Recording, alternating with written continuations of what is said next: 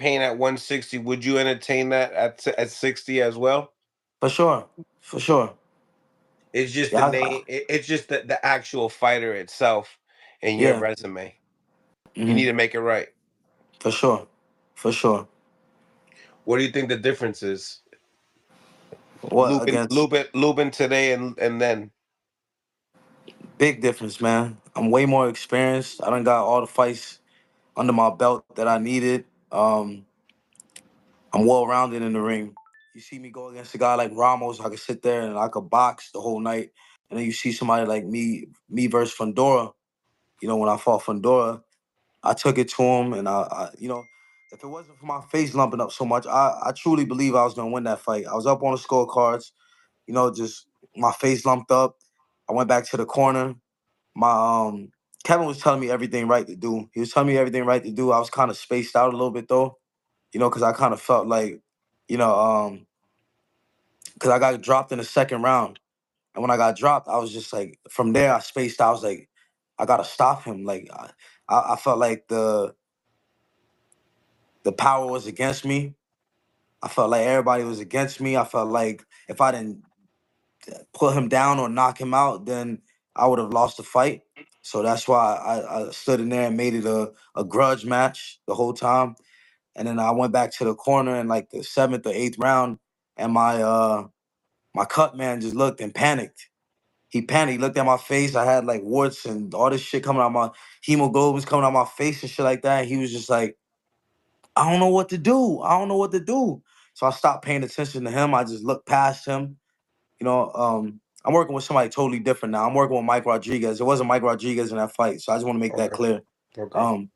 But he looked at me and didn't know what to do. He was pretty green as a cut man too. So I kind of looked at him for a second, like in like disbelief, like, are you fucking kidding me?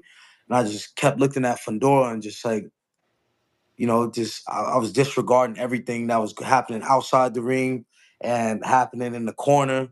I was just looking straight at Fundora. Like in between the rounds, Kevin would be like, "Yeah, I want you to do this and do that and do this and do that," and I'll be like, he'd be like, "You heard me, man?" And I'll be like, "Yeah." He'd be like, "What I say?" And I'll be like, "I heard you, but I ain't hear shit." I just like I was so focused on looking at Fundora, reading his body language, looking at. I was just like, "I heard you." But I didn't really hear nothing. I was just ready to go back out there and fight. In between every round, I didn't want to take no break. I just wanted to keep fighting.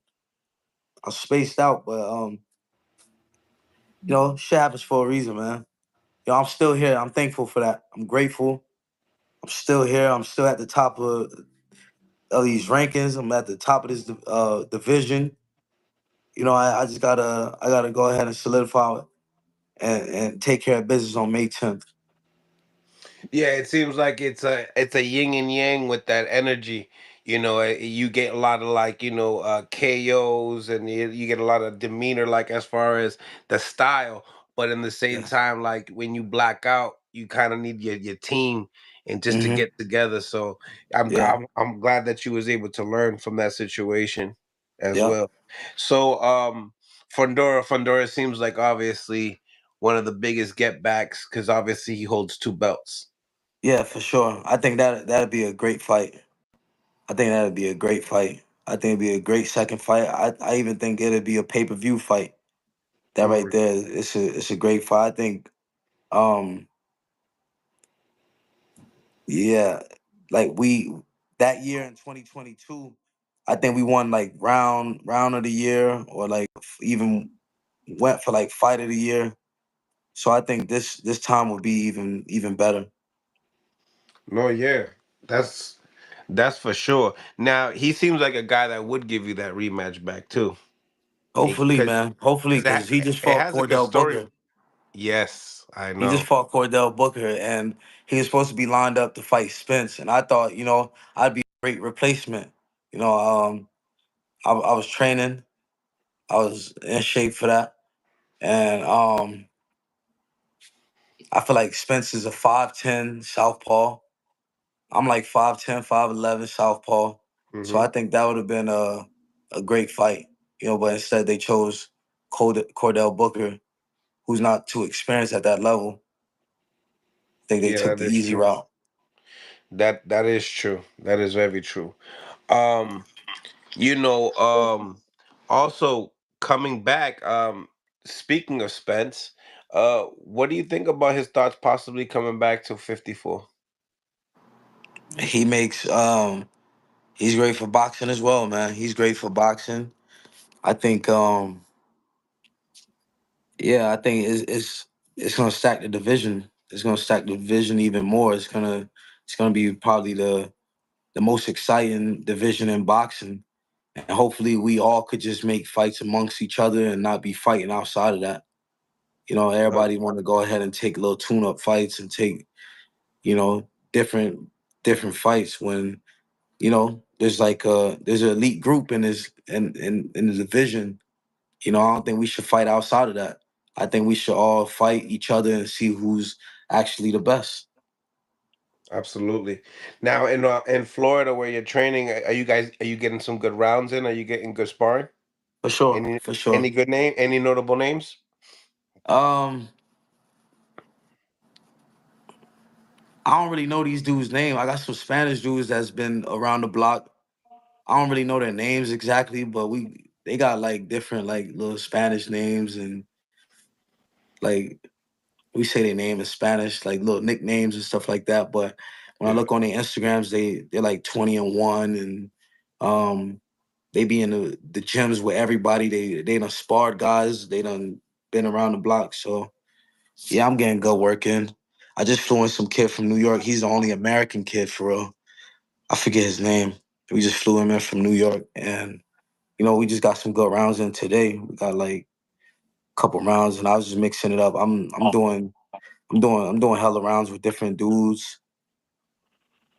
Um, Saturday I did up to like 20 rounds of sparring. Today I kept it easy. I'm in dog shape right now. I kept it easy and did 10 rounds today. You know, it's getting closer to the fight, so we're starting to just pace ourselves and work smarter, not too hard, because all the hard work is pretty much coming to an end. How is it now? You 29 years old now. So like is like training a little bit different? Is it better? Do you feel stronger? I What's definitely Erickson feel doing? stronger, man. I feel stronger, and I'm still. I feel like how I did when I was 21 years old, because I got some young dudes in the camp, like Najee Lopez, Daryl Val Saint. His name is Blast. I think y'all should keep a close eye on those two guys. Like Yeah, I I like sparred them that. too. I sparred him as well. Najee's a 175 pounder. Me and him, we mix it up sometimes, and so do me and Daryl Val Saint. But these kids they could really fight. They could really go. So I think I be pushing those guys. Like I'm always trying to. They're younger. They're like 25 and 22 years old, Hmm. and I push myself and I, I I'm working. Whenever it's time to go run or something, I'm telling them dudes like I'm racing y'all. Like there's no holds bar. I'm telling them like straight up like I'm racing y'all this time. And I'm when we go hit the bag or something, I'm like I'm throwing way more punches than you. I'm doing this better than you. I'm doing it. Like I'm always compete. I'm a competitive type of dude. I've always been this way. Yeah, you always you're pushing them. That's what's up, man.